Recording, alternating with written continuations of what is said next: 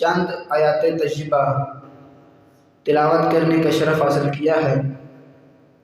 اللہ کا پاک قرآن ہے، یہ وہ قرآن ہے کہ جس کی حفاظت کا ذمہ اللہ کریم نے خود لیا ہے۔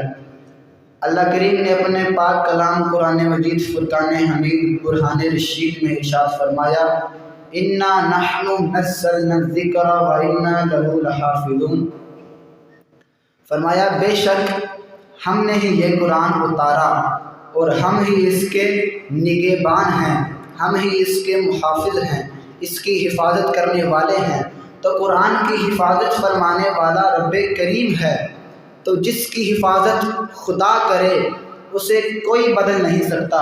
کوئی پنجابی ہو، کوئی سندھی ہو، کوئی عربی ہو، کوئی جاپانی ہو، کوئی ہندی ہو، آج تک کوئی بھی اس قرآن کی ایک آیت بھی بدل نہ سکا، بلکہ سب ہی عربی زبان میں قرآن پاک کی تلاوت کرتے ہیں۔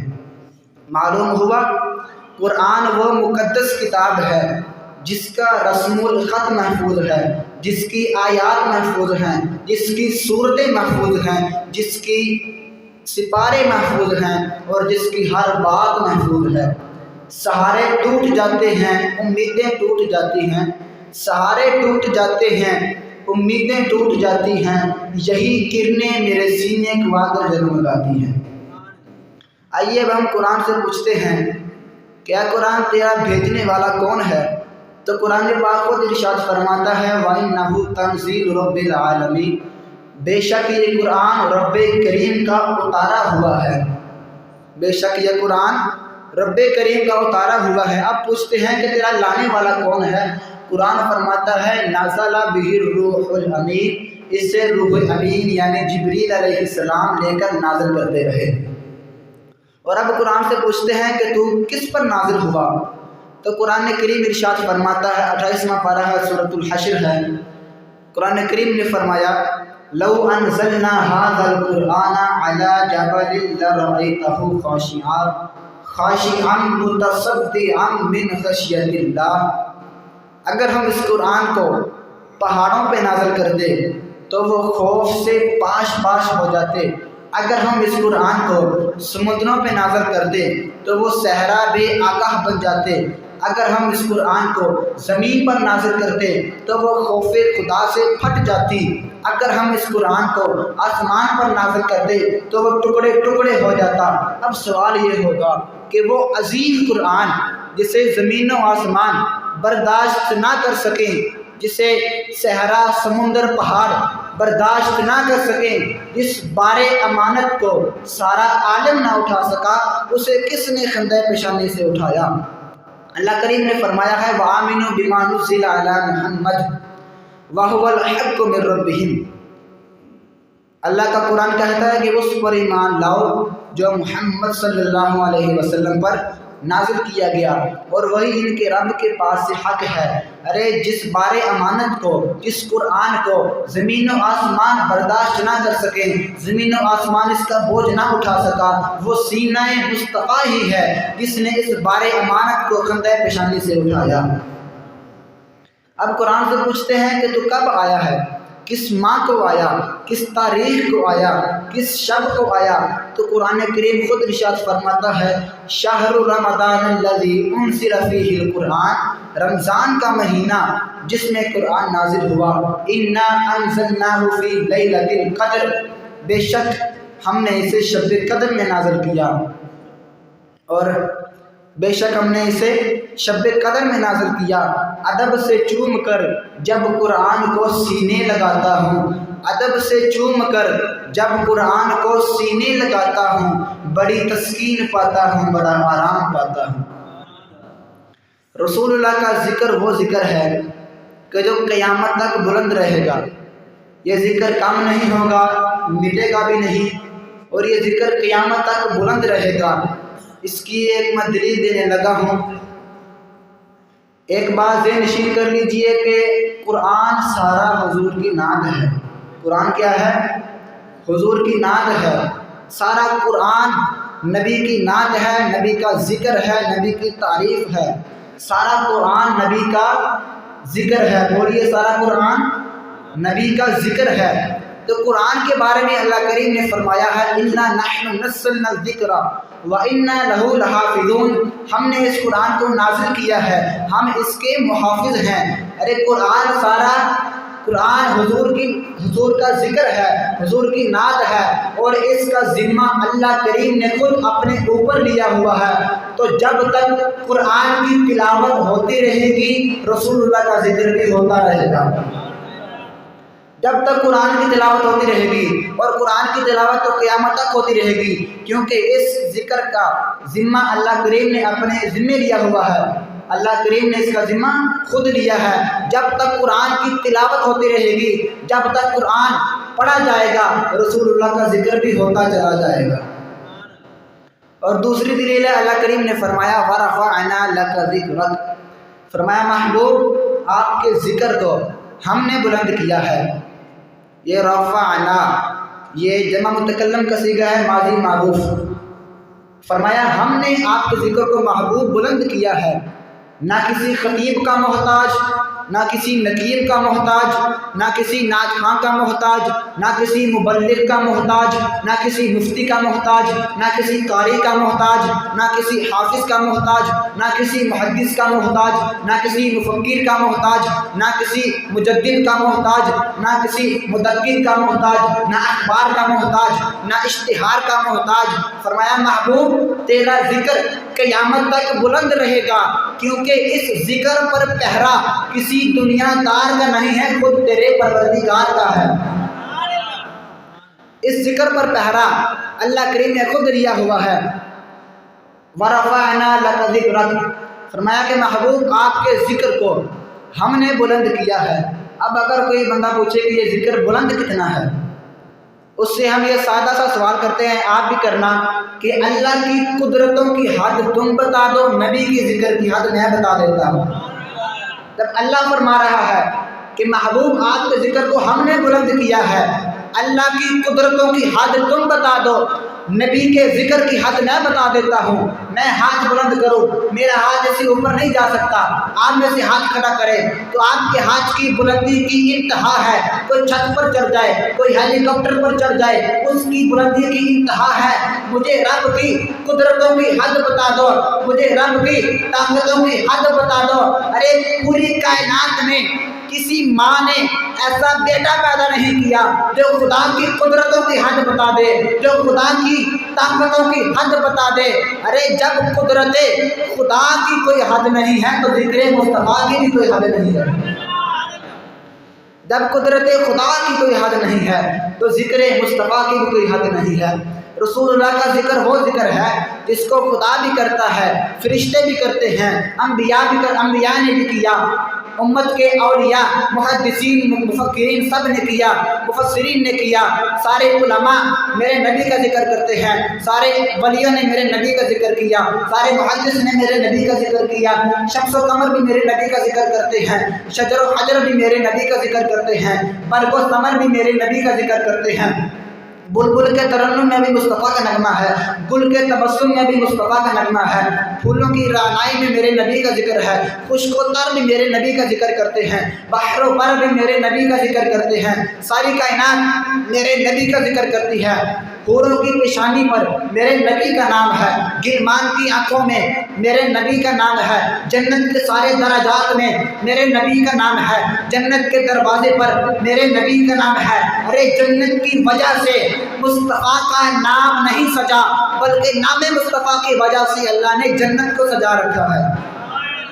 یہاں رف رف میں میرے نبی کا ذکر ہے، جبرائیل بھی میرے نبی کا ذکر کرتے ہیں، میکائیل و اسرافیل و اسرائیل بھی میرے نبی کا ذکر کرتے ہیں، ساری کائنات، شش جہان، 14 طبقات میرے نبی کا ذکر کرتے ہیں۔ قرآن کے پارے پارے میں میرے نبی کا ذکر ہے، بخاری میں مصطفیٰ کا ذکر ہے، مسلم کے صفحے صفحے پر مصطفیٰ کا ذکر ہے، ترمذی میں مصطفیٰ کا ذکر ہے، نسائی میں، ابن ماجہ میں، ابو داؤد میں مصطفیٰ کا ذکر ہے۔ قرآن کے صفحے صفحے پر مصطفیٰ کا ذکر ہے، انا فتحنا لک فتحا مبینا مصطفیٰ کا ذکر، یا ایھا النبی انا ارسلناک شاہدا ومبشرا ونذیرا مصطفیٰ کا ذکر، یا ایھا الرسول مصطفیٰ کا ذکر، قد جاءکم من اللہ نور وکتاب مبین مصطفیٰ کا ذکر ہے، انا فتحنا لک فتحا مبینا مصطفیٰ کا ذکر، وما ارسلناک الا رحمتا للعالمین یہ مصطفیٰ کا ذکر ہے، والضحیٰ واللیل اذا سجی ما ودعک ربک وما قلی وللآخرۃ خیر لک من الاولی ولسوف یؤتیک ربک فترضی الم یجدک یتیما فآوی ووجدک ضالا فہدی ووجدک عائلا فأغنی فأما الیتیم فلا تقہر واما السائل فلا تنہر واما بنعمت ربک فحدث مصطفیٰ کا ذکر ہے، قد جاءکم من اللہ نور مصطفیٰ کا ذکر ہے۔ اور یہ جملہ توجہ سے سننا، اگر رسول اللہ کے ذکر کے بغیر اللہ کا قرآن مکمل نہیں ہوتا تو مصطفیٰ کے بغیر تیرا میرا ایمان کیسے مکمل ہو سکتا ہے؟ ہمارا ایمان کیسے مکمل ہو سکتا ہے؟ اللہ کریم نے فرمایا ہے قد جاءکم من اللہ نور و کتاب مبین، فرمایا تحقیق بے شک ہم نے تمہاری طرف ایک نور بھیجا اور ایک روشن کتاب بھیجی۔ محدثین نے مفسرین نے اس آیت کے تفسیر کرتے ہوئے یہ لکھا ہے کہ اس آیت میں نور اللہ کریم نے آمینہ کے لال کو فرمایا ہے، اس آیت میں نور اللہ نے آمینہ کے لال کو فرمایا ہے۔ ایک اور جگہ اللہ کریم نے فرمایا ہے الذی خلق الموت والحیات، اللہ نے موت کو پیدا کیا اور زندگی کو پیدا کیا۔ الذی اس میں موصول ہے، رب وہ ہے جس نے موت کو پیدا کیا اور زندگی کو پیدا کیا۔ اب آپ سب کو اس بات کا ادراک ہے کہ زندگی پہلے ہوتی ہے موت بعد میں ہوتی ہے، ایسے ہی ہے، زندگی پہلے ہوتی ہے موت بعد میں ہوتی ہے، مگر یہاں اللہ کریم نے فرمایا ہے الذی خلق الموت والحیات، اللہ نے موت کو پیدا کیا اور زندگی کو پیدا کیا۔ اللہ نے یہاں پہلے موت کا ذکر کیوں کیا؟ اس میں حکمت یہ تھی، اللہ نے سب پہلے موت کا ذکر کیا ہے، اس کے بعد زندگی کا ذکر کیا ہے۔ فرمایا کہ زندگی میں نہ لگے رہنا بلکہ موت کو بھی یاد کر لینا، زندگی گزارتے ہوئے ہمیں موت کو بھی یاد کرنا چاہیے۔ اسی وجہ سے اللہ کریم نے موت کا ذکر پہلے کیا ہے۔ رب وہ ہے جس نے موت اور زندگی کو پیدا کیا۔ اب زندگی پہلے نہیں تھی، اللہ نے پیدا کی ہے پھر بنی ہے، موت بھی پہلے نہ تھی، اللہ نے پیدا کی ہے پھر بنی ہے۔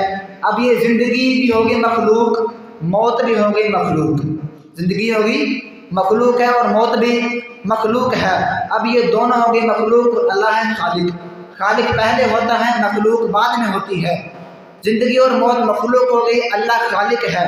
اب سرکار سے پوچھتے ہیں کہ یا رسول اللہ ان میں سے سب سے پہلی مخلوق کون سی ہے؟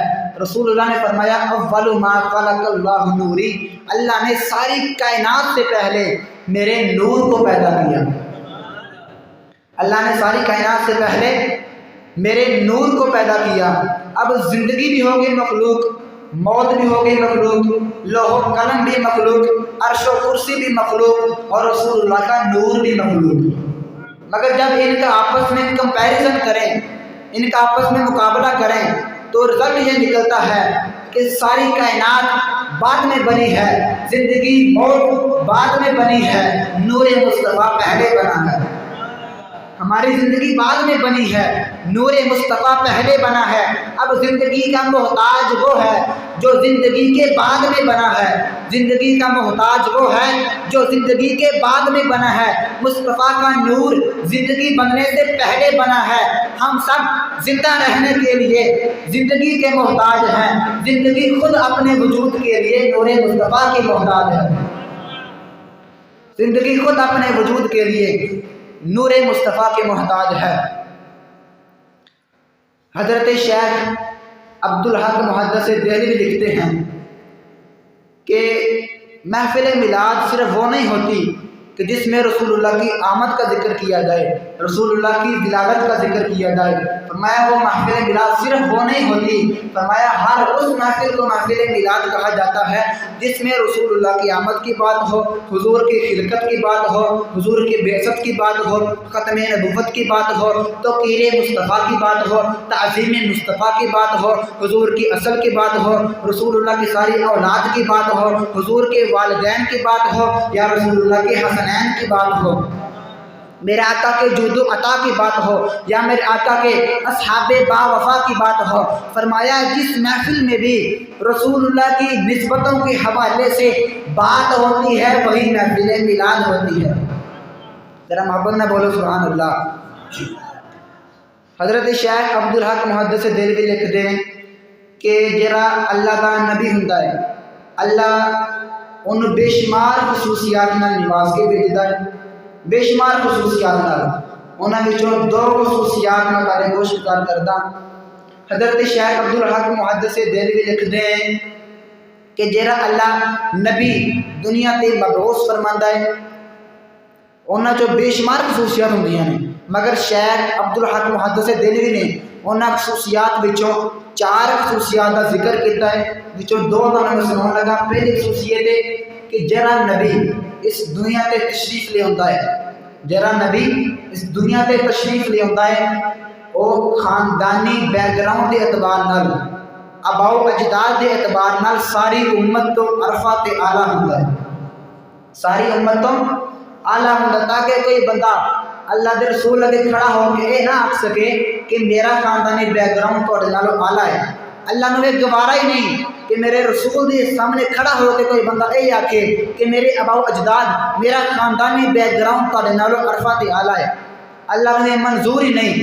اور دوسری خصوصیت، اللہ کریم اپنے پاک بندیاں نے، اپنے رسولاں نو، اولے العزم نو، انہاں دی خوبصورت، انہاں دا چہرہ اتنا خوبصورت بنا کے بھیجدا ہے جہرا بندہ ایک باری ویکھ لیندا ہے انہوں نے آکھنا پیندا ہے کہ یہ چہرہ ہے ہی نبی دا۔ ہن جہرے بھی رسول اللہ دے پیغمبر اس دنیا تے تشریف لے آئے، جہرے بھی رسول اس دنیا تے تشریف لے آئے وہ سارے بھی خوبصورت آئے نے، کہ جہرا سارے دا امام ہے اس کی عظمت کا اندازہ کون لگا سکتا ہے؟ اللہ رب العزت خالق کائنات نے ارشاد فرمایا وَالضُّحَىٰ وَاللَّيْلِ إِذَا سَجَىٰ مَا وَدَّعَكَ رَبُّكَ وَمَا قَلَىٰ وَلَلْآخِرَةُ خَيْرٌ لَّكَ مِنَ الْأُولَىٰ وَلَسَوْفَ يُعْطِيكَ رَبُّكَ فَتَرْضَىٰ۔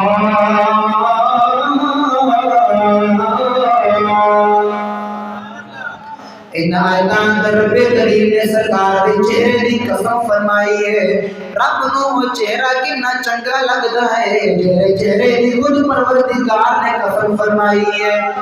تے بریلی والے دے عشق دا فوارہ لے لئیے اعلیٰ حضرت عظیم البرکت مجدد دین و ملت الشاہ امام محمد رضا خان دا کلام وجد وچ آ گیا۔ آپ فرماندے نے ہے کلام الہی میں شمس و ضحیٰ تیرے چہرہ نور فضا کی قسم ہے، کلام الہی میں شمس و ضحیٰ تیرے چہرہ نور فضا کی قسم، قسم شب تار میں راز یہ تھا، قسم رب تار میں راز یہ تھا کہ حبیب کی زلف دوتا کی قسم، تیرے خلقوں کو حق نے عظیم کہا، تیرے خلقوں کو حق نے جمیل کیا، کوئی تجھ سا ہوا ہے نہ ہوگا شہاں، کوئی تجھ سا ہوا ہے نہ ہوگا شہاں، تیرے خالق حسن و ادا کی قسم رب العالمین نے فرمایا قل یا ایھا الناس انی رسول اللہ الیکم جمیعا۔ اس کائناتی عالم اندر نبی بھی آئے، رسول بھی آئے، اولی العزم بھی آئے، علاقے آلے ملک آلے قوم آلے آئے۔ پھر اس کائناتی عالم بچ میرے رب نے کرم فرمایا، سارے نبیاں دا امام رسولاں دا سلطان اس کائناتی عالم بچ بھیجیا تے اعلان فرما دیتا قل یا ایھا الناس انی رسول اللہ الیکم جمیعا۔ نبی سارے آلہ، رسول سارے آلہ، لیکن جدو مقصود کائنات آمینہ دا لال اس دنیا دے تشریف لے آیا، علاقیاں والے، ملکاں والے، قوماں والے جدو اس کائنات دی عالم تے آئے تے چلے گئے، ہن او آیا ہے کہ نہ جامن لئی نہیں آیا بلکہ کائنات بچامن نہیں آیا ہے، ایک کائنات دا مالک بن کے آیا ہے۔ جدو آمینہ دا لال اس دنیا تے تشریف لے آیا، اے پیارے اللہ جے کائنات محمد لئی بنائی ہے پھر پہلے کیوں نہیں بھیجے؟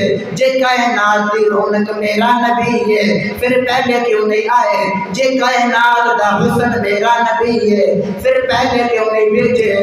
فرمایا بزم چھوٹی ہو گئی یا وڈی، جلسہ نکاح ہو گئی یا وڈا، فرمایا میں نبی نو پہلے بھیج دیتا تے اے لوگاں نو آپ دس دے مقصود کائنات میں ہاں، کائنات دی رونق میں ہاں، فرمایا پہلے آ جاؤ دے سارے نو آپ دس دے کائنات دا حسن میں ہاں، کائنات دی رونق میں ہاں۔ فرمایا بزم چھوٹی ہو گئی یا وڈی، جلسہ نکاح ہو گئی یا وڈا، اصول ہی ہوندا ہے سارے لوگاں دی نگاہاں دروازے وچ حسن محفل کدو آمن گے، صدر بزم کدو آمن گے، اور کتنی پاکیزہ بزم ہے۔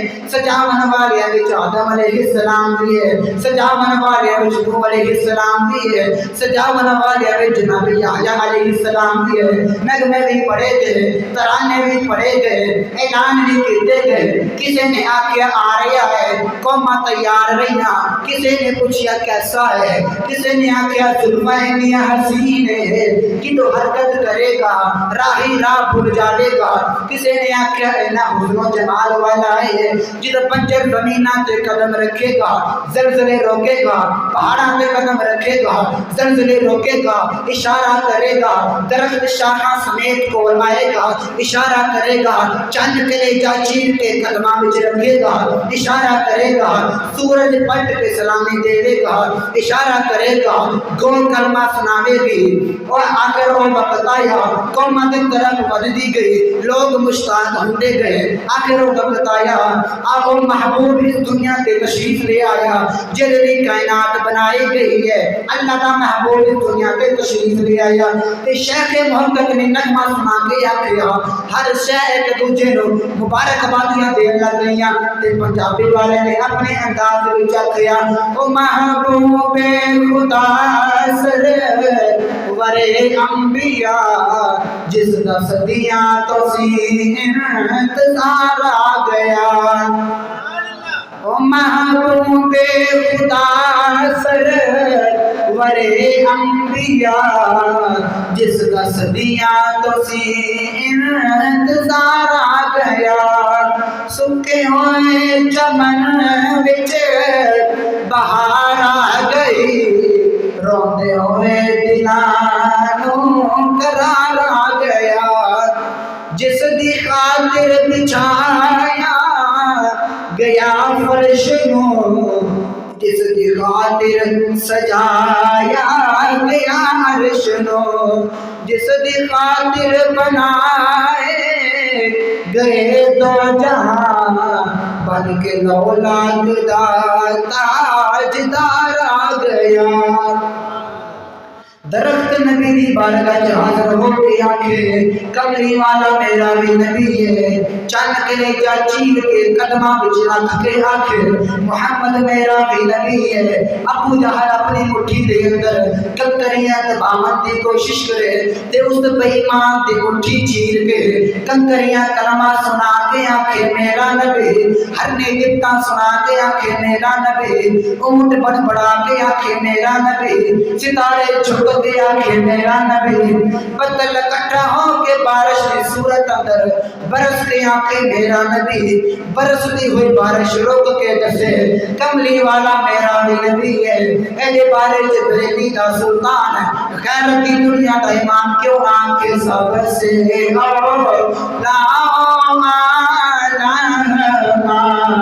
رانبی بڑا سبقہ یہ شہر مل گیا کو سب سے اولا رانبی سب سے بالا